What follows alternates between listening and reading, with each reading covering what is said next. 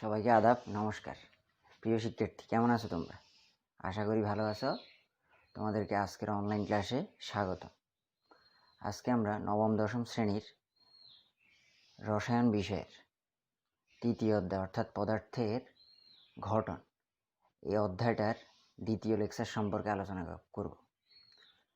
প্রথম লেকচারে আমরা বিভিন্ন প্রকার পদার্থ অর্থাৎ মৌলিক পদার্থ, যৌগিক পদার্থ, পরমাণু এবং অণু, প্রতীক, সংকেত, মৌলিক কণিকা অর্থাৎ ইলেকট্রন, প্রোটন, নিউট্রন, পারমাণবিক সংখ্যা এবং ভর সংখ্যা, বোর পরমাণু মডেল, অরবিট এবং অরবিটাল, আউটবাউ নীতি, অরবিটালের ক্রমবর্ধমান শক্তিক্রম, এই টপিকসগুলো নিয়ে আলোচনা করেছি। আজকে আমরা ইলেকট্রন বিন্যাসের কিছু ব্যতিক্রম নিয়ম, আইসোটোপ, আইসোবার, আইসোটোন, পারমাণবিক ভর বা আপেক্ষিক পারমাণবিক ভর, এই টপিকসগুলো নিয়ে আলোচনা করব। তো শুরু করা যাক।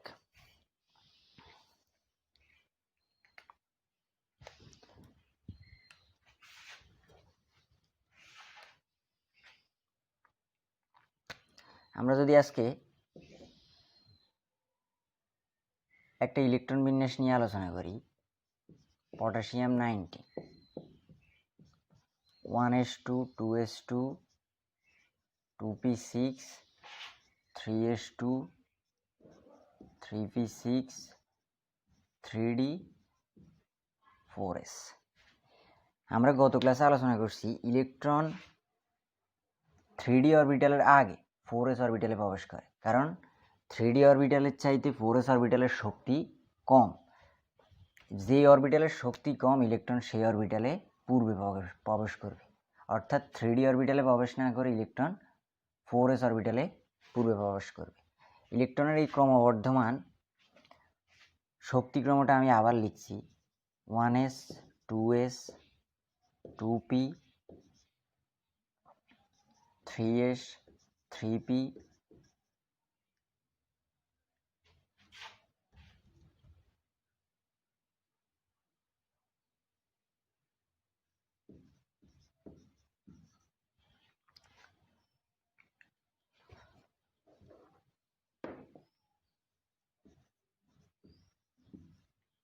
3d, 4s।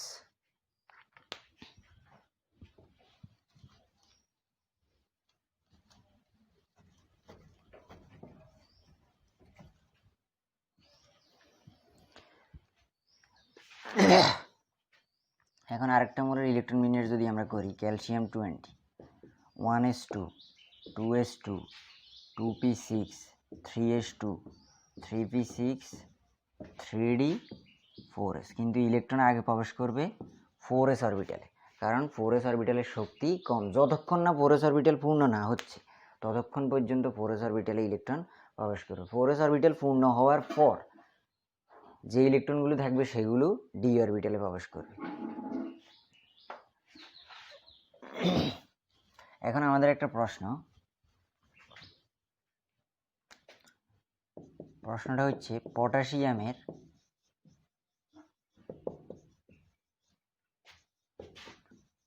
19তম ইলেকট্রন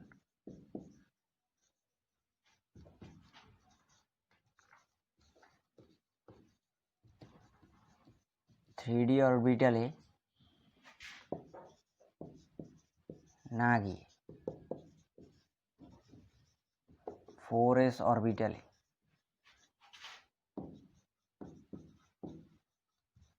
প্রবেশ করে, ব্যাখ্যা করো।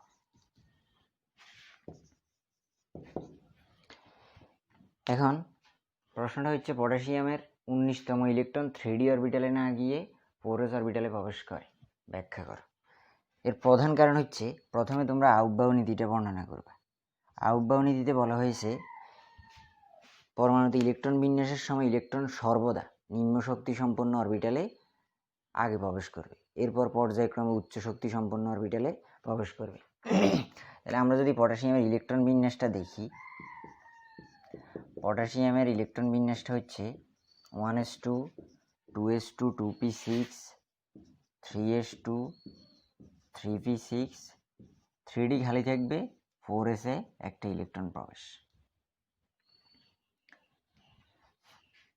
এখন দেখো অরবিটালের এই শক্তি নির্ধারণ করো n প্লাস এল এর মান দ্বারা। যে অরবিটালে n প্লাস এল এর মান কম, ইলেকট্রন সেই অরবিটালে আগে প্রবেশ করবে।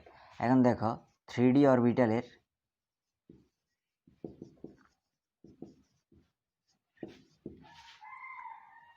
n plus L equal to, n এর মান হচ্ছে 3, আর ডি অরবিটালের ক্ষেত্রে আমরা এল এর মান লিখছি 2, তাহলে যোগফল আসলো 5। আবার 4s অরবিটালের ক্ষেত্রে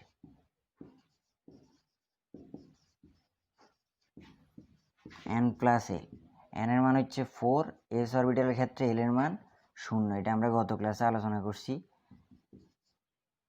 যোগফল 4, তাহলে কি দাঁড়ালো, n প্লাস এল এর মান 4s অরবিটালের হচ্ছে 4 আর 3d অরবিটালের হচ্ছে 5, যার কারণে পটাশিয়ামের 19তম ইলেকট্রনটি 3d অরবিটালে না গিয়ে 4s অরবিটালে প্রবেশ করবে। এটাই।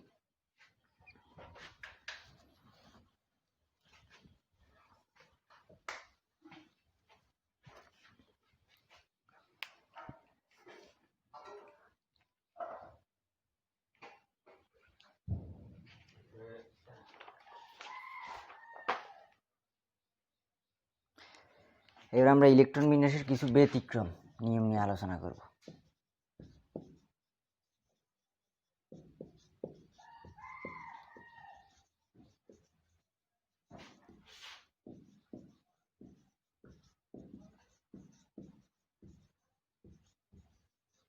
ইলেকট্রন বিন্যাসের কিছু ব্যতিক্রম।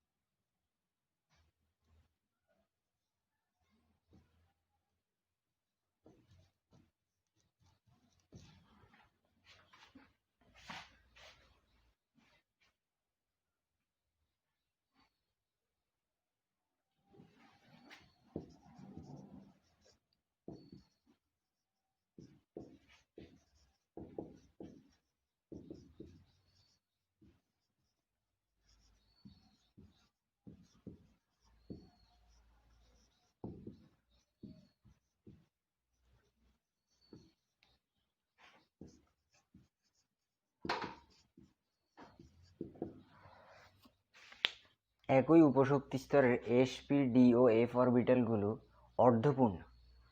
এস অরবিটালের ক্ষেত্রে আমরা জানি সর্বোচ্চ ইলেকট্রন থাকতে পারে 2টা, তাহলে এটার অর্ধেক হচ্ছে 1। পি অরবিটালের ক্ষেত্রে 6টা, এর অর্ধেক 3। ডি অরবিটালের ক্ষেত্রে 10টা, এর অর্ধেক 5। এফ অরবিটালের ক্ষেত্রে 14টি, এর অর্ধেক 7। অর্ধপূর্ণ এবং পূর্ণ বা সম্পূর্ণ আর কি S2, P6, D10, F14 হলে সেই অরবিটালগুলো অধিকতর সুস্থিতি অর্জন করে, অর্থাৎ সেই অরবিটালগুলোর গ্রহণযোগ্যতা বেশি। P4 এর চাইতে P6 এর গ্রহণযোগ্যতা বেশি, P4 এর চাইতে P3 এর গ্রহণযোগ্যতা বেশি। এখন দেখো এরকম কয়েকটা ইলেকট্রন বিন্যাসের ব্যতিক্রম হচ্ছে chromium 24, 1s2, 2s2, 2p6, 3s2, 3p6, 3d, 4s। তাহলে দেখো 4s2 এখান পর্যন্ত 18, 2 20 আর লাগবে 4টা। এখন এটা সঠিক নয়। এখন আমরা সঠিক ইলেকট্রন বিন্যাস করব।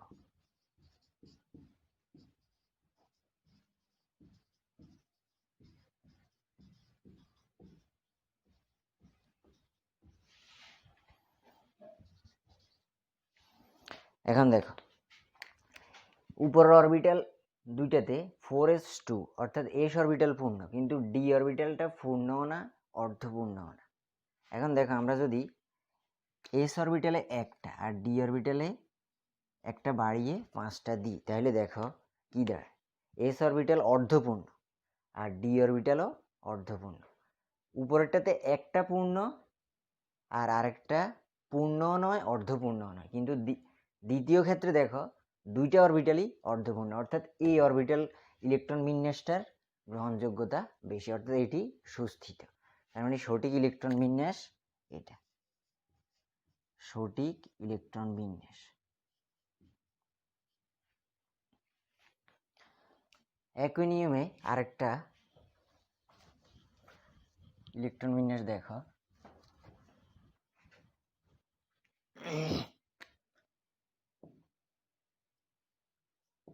Copper 29, 1s2, 2s2, 2p6, 3s2, 3p6, 3d আর 4s। তাহলে দেখো এখানে হবে 2টা, 18 2 20, আর এখানে লাগবে 9টা। এটাও সঠিক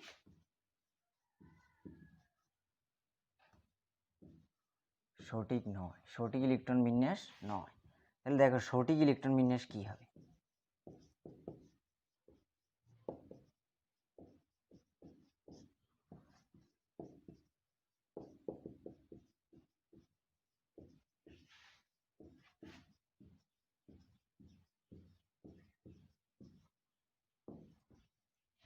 সঠিক ইলেকট্রন বিন্যাসে দেখো উপর ইলেকট্রন বিন্যাসটাতে s অরবিটাল পূর্ণ s2, কিন্তু d অরবিটাল পূর্ণও নয় অর্ধপূর্ণ নয় d9। পূর্ণ হলে d10 লাগবে, অর্ধপূর্ণ হলে d5 লাগবে। এখন দেখো আমরা যদি s অরবিটাল থেকে একটা ইলেকট্রন কমিয়ে d অরবিটাল একটা ইলেকট্রন বাড়িয়ে দিই, তাহলে কি দাঁড়ায় দেখো, s অরবিটাল অর্ধপূর্ণ কিন্তু d অরবিটাল পূর্ণ, অর্থাৎ দুইটাই সুস্থিতি অর্জন করে। অর্থাৎ এই ইলেকট্রন বিন্যাসটার চাইতে এই ইলেকট্রন বিন্যাসটার গ্রহণযোগ্যতা বেশি, অর্থাৎ এই ইলেকট্রন বিন্যাসটা অধিকতর সুস্থিত। এই দুইটাই ইলেকট্রন বিন্যাসের ব্যতিক্রম নীতি, এগুলো খেয়াল রাখবে, এগুলো অনুধাবনমূলক প্রশ্নে আসে।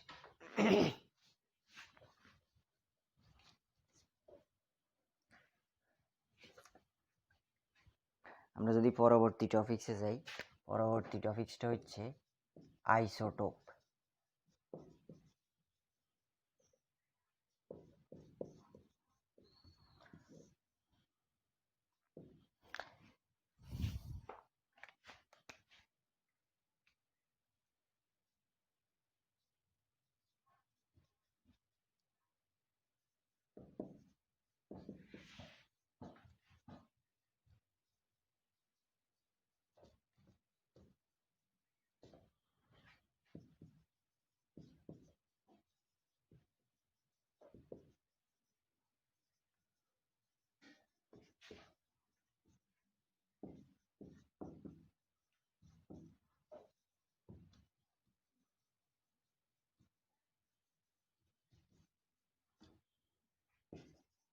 ভিন্ন ভর সংখ্যা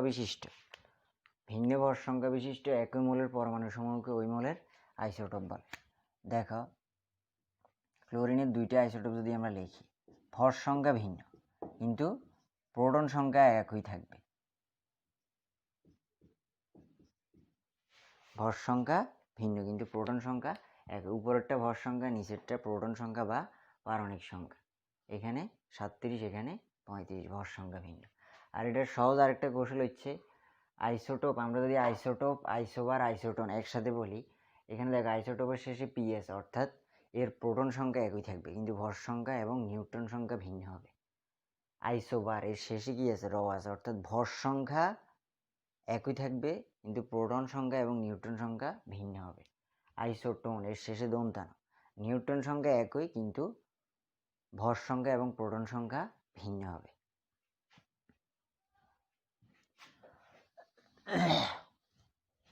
তাহলে আর আমরা আইসো বার এবং আইসোটোন লেখার প্রয়োজন নেই। এবার আমরা পারমাণবিক ভর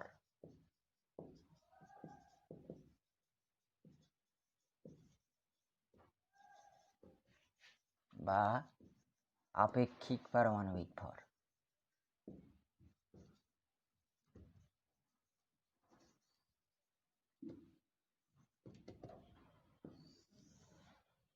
পারমাণবিক ভরটা হচ্ছে কোনো মোলের পরমাণুতে উপস্থিত ভরটাই হচ্ছে পারমাণবিক ভর।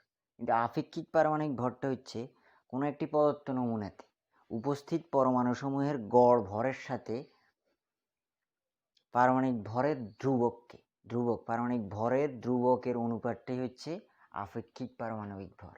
আমরা যদি লেখো কোনো একটি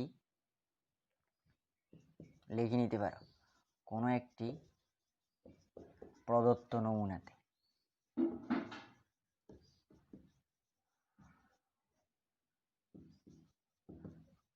পরমাণু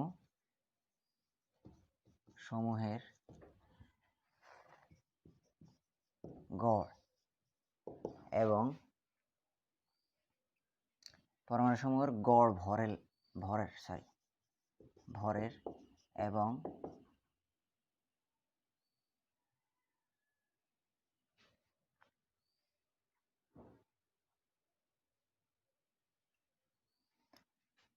গড় ভরের সাথে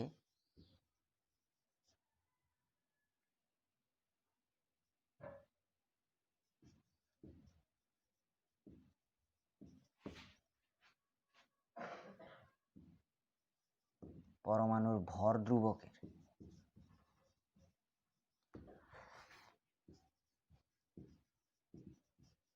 অনুপাতকেই আপেক্ষিক পারমাণবিক ভর বলে। কোনো একটি পদার্থ নমুনাতে উপস্থিত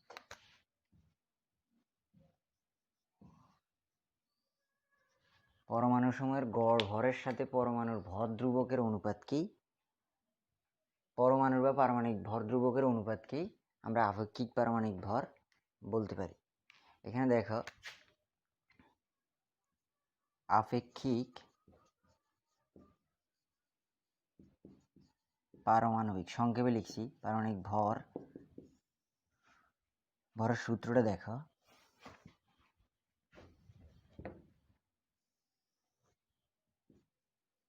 মৌলের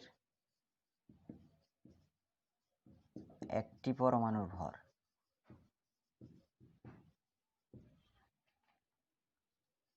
বাই একটি কার্বন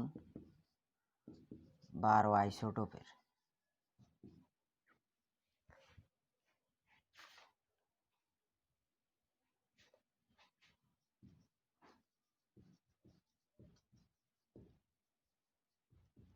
পারমাণবিক ভরের 12/1 অংশ। আপেক্ষিক পারমাণবিক ভর সমান মৌলের একটি পরমাণুর ভর ডিভাইডেড বাই একটি কার্বন 12 আইসোটোপের পারমাণবিক ভরের 1/1। দেখো এই মানটা কিন্তু কনস্ট্যান্ট, 1.6 ×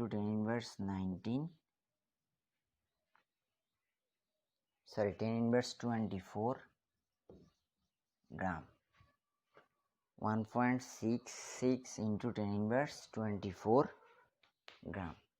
আর মৌলের একটি পরমাণুর ভর তোমাদের প্রশ্নে দেওয়া থাকবে, এটা মান বসালে আপেক্ষিক পারমাণবিক ভর পেয়ে যাবে। আমি তারপরে একটা অঙ্ক দেখাই।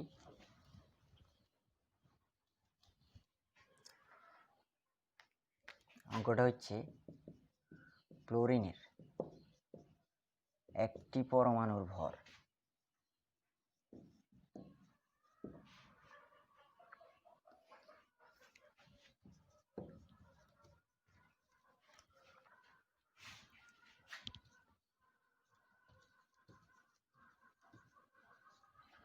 হলে ক্লোরিনের আপেক্ষিক পারমাণবিক ভর নির্ণয় করো।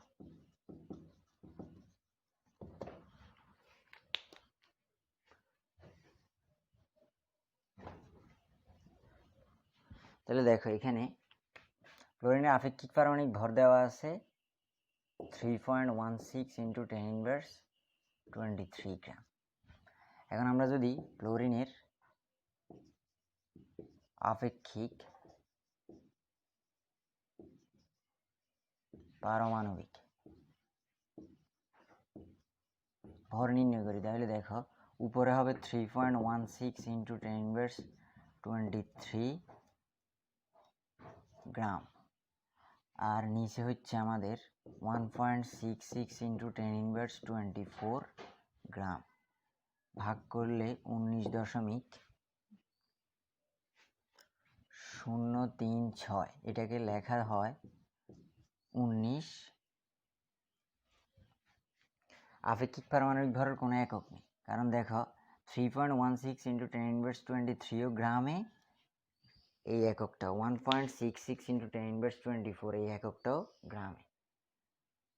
আপেক্ষিক পারমাণবিক ভরটা দুইটা ভরের অনুপাত, এই জন্য আপেক্ষিক পারমাণবিক ভরের কোনো একক নেই, অর্থাৎ 19.036, এটাকে আমরা লিখতে পারি 19। অর্থাৎ ফ্লোরিনের একটি পরমাণুর ভর, ফ্লোরিনের আপেক্ষিক পারমাণবিক ভর 19।